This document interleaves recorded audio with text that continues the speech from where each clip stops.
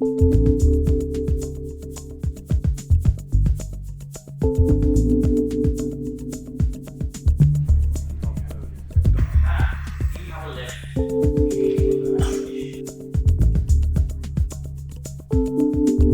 got drawn in on sort of into the subject about what happens after the fire, and I just want to share some experience with you.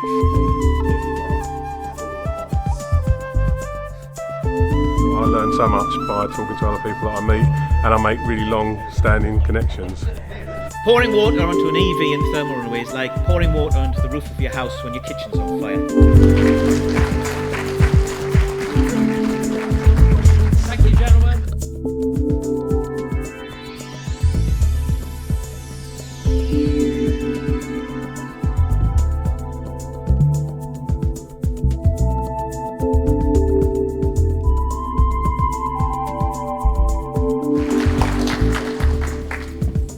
Still morning, isn't it? I'd just like to echo a couple of the things that's been said already from Mark and from Gavin about research. We don't have the luxury of benefiting yet from that research, so it's really important. And as housing providers and managers of an estate at Canary Wharf, we're the responsible people, so we have started to do things on our own just to sort of try and mitigate against these risks. So I'll just put my headings up, old school. To come to this conclusion of doing an exercise with London Fire Brigade, I think the conversation started here at this Tall Buildings Conference, probably the last time it ran. Professor Guillermo, I don't know if you're here yet, Professor is due to speak later, at the back. And one of my colleagues, Craig, here, they had this conversation at this very conference about the risk and perhaps what some academic research and input could help with. So we looked at the problem, the method about how we would exercise it. I'm going to talk about how it went, what we learned and what we've done about it. So we didn't do it on our own. We're Canary Wharf Group, that's our logo on the left. We had our partners from the local borough, London Fire Brigade of Tower Hamlets. I think there was some interest from operational procedures team. They were thinking about how they might use positive pressure ventilation, so they had some involvement. Our insurers, it's something that Russ talks about a lot, working with our insurers, they're very keen to know about the risk profile of this type of incident, and our brokers, Marsh, and of course Imperial College London's academic fire engineers. I'll come on and talk a bit more about that in a bit. So, thanks very much, Professor P, I'm going to call you, for your videos. I haven't got any videos, I've got a couple of slides and images which help steer our exercise, but you're all well aware now, especially after that last presentation, about the impact from EV fires. But as Professor P said, you know, it's part of our sustainable future, and managing a modern estate, people are going to buy into electric vehicles. They're going to want to park them on our estate, and they're going to want to charge them while they're doing their shopping. So it's not a case of putting it back in the box, it is trying to be proactive, and it's also thinking about that generation of batteries that are out there. I think the good news, I'm sure someone will come up with some insight, is that battery chemistry will become safer if you can believe what we're being told by experts. So it may be that there's just a whole generation of bad batteries out there, and the numbers of incidents may well increase over time. We wanted to review our existing provision. What would we do today if we had an electric vehicle fire in one of our basements? And even though we know it's a rare event, when you compare the size of an electric vehicle battery to a small lifestyle device like a scooter, the magnitude can't be overlooked.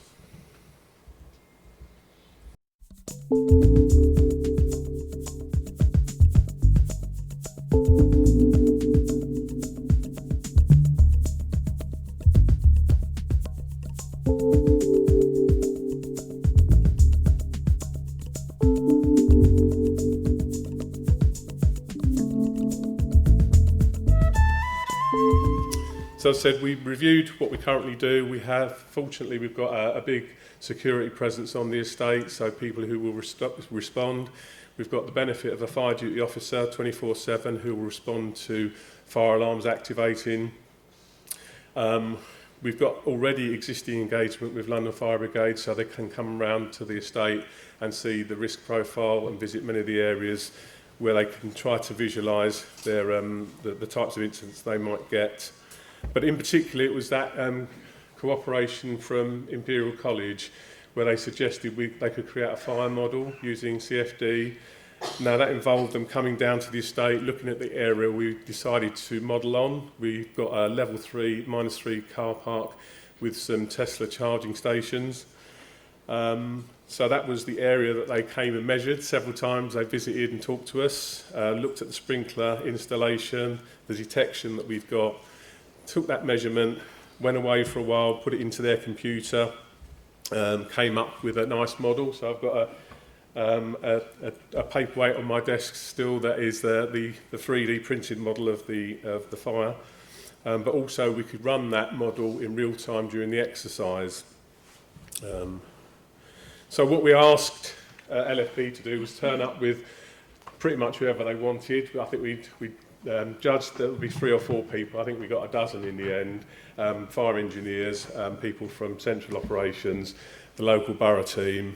And we gave them a very simple scenario. We didn't want them to preempt anything, so we started to give them information from the incident. Again, as someone mentioned previously, they said it was steam coming out of a car. That isn't actually a Tesla. It might look like one, but it's AI's version of what a Tesla looks like and where the actual vapour would escape. I think we all know the battery packs are much lower, so the flames and the gas would come out from much lower. So a member of the public, visitor to the estate, using our car parking, has reported the incident to someone in security. They've dispatched the fire duty officer who's gone down and actually identified fairly quickly that it's in the charging bays, so it's likely to be an EV, and now the conditions are becoming untenable. So fortunately, the detection, the response team goes into action. That first call to LFB will be made. But again, as we reflected, I think from Mark's presentation or his address, it takes quite a while to get all of those resources onto the estate. The first responders will be there probably between 5 and 8 minutes. But as soon as you start saying things like electric vehicle fire, they're going to start thinking about the hazards of firefighters. So to make sure that they did a bit more intervention, we said that there was a work person who was dealing with actually the transformer that was part of the charging bay.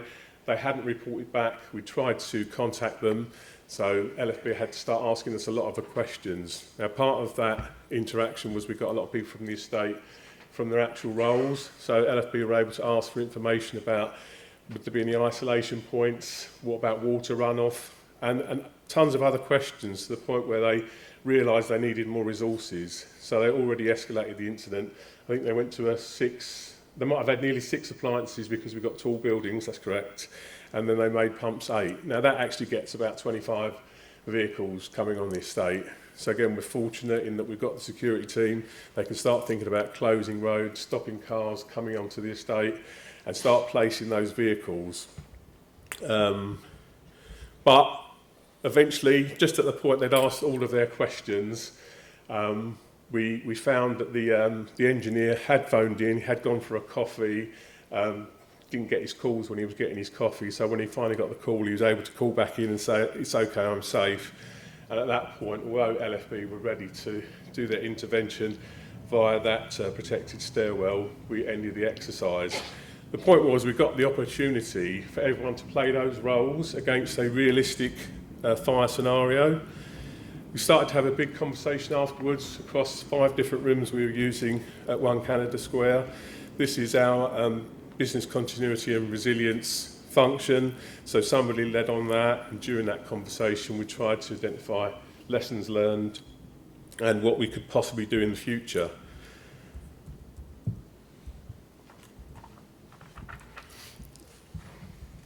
Sorry. So it allowed us to practice our responses to this incident type. We had the opportunity to work with LFB firsthand. We engaged with our insurers. It was really important to them. They part-funded the cost of the exercise. And that fire model kept running in the background, so we could go back into that as the exercise was running to show how it developed. And I have to say, the sprinklers did work really well, so they ended up lowering the temperature. I think you can tell me, Professor, if it actually didn't get hot enough for the roller shutter to activate. Yeah. So one of our recommendations would be to cut up our car parks into smaller compartments. But again, to make them activate, we need a different method rather than relying on the fusible link. We had to respond, so we had a big exercise to get people out of the risk area. We had to think about the impact on the estate, how to get people away, because we know there's a poisonous cloud. We're fortunate we've got good ventilation. We've got ventilation we can manipulate in that basement car park. But again, we're now pushing that vapour cloud out into the estate that's heavily populated. And then the last part of the conversation is what can we do that we're not already doing? So we've created in-house, what we call our Canary Wharf Group EV charging station standard, which means basically we're putting in a bit more thought to the electric vehicle and several electric vehicles together. So sprinkler heads are pretty good for washing the tops of electric vehicle cars on fire. So we need to think about where those heads are directed. We're thinking about putting a lot more space between electric vehicle parking bays and potentially putting some concrete barriers at a low level to stop those shooting jets coming out and igniting cars next to each other. Unfortunately, although the insurers think the risk is attached to charging stations, I think it's fair to say that electric vehicles can just be there parking, not necessarily charging. So they might not actually be in that area we could identify will have the most electric vehicles. But the sprinklers definitely give you that opportunity to evacuate, give you a few more options. We looked at our existing procedures, which were all pretty good. They all worked fairly well. I think the experience of it being an electric vehicle fire was to everybody's benefit. We created a few slides which we've shared around our teams. And we've got a current project going where we want to increase the number of electric... I don't know after today's presentations whether I want to, but we're going to increase the number of parking bays for electricity, but we want to do it in a certain way. So yeah, extra detection, potentially making the compartments smaller, sprinklers, separators, more space, and potentially, I don't know what people think here, but putting a sacrificial fireboarding around your concrete in your underground car park, so that if you do suffer any type of vehicle fire, it's likely to spread. You've got a relatively cheap way to get rid of the sacrificial extra fireballs that may get damaged. It seems like an over-the-top measure, but actually to go into a building that's had an electric vehicle fire, possibly a spreading fire service turning up and putting a lot of water on it to cool and protect the surrounding risk, there is the chance for spalling concrete. And then once you've got that, you've then got another issue to deal with. So our aim was to get the estate back together and running as soon as possible. And I think it went quite well. Any questions?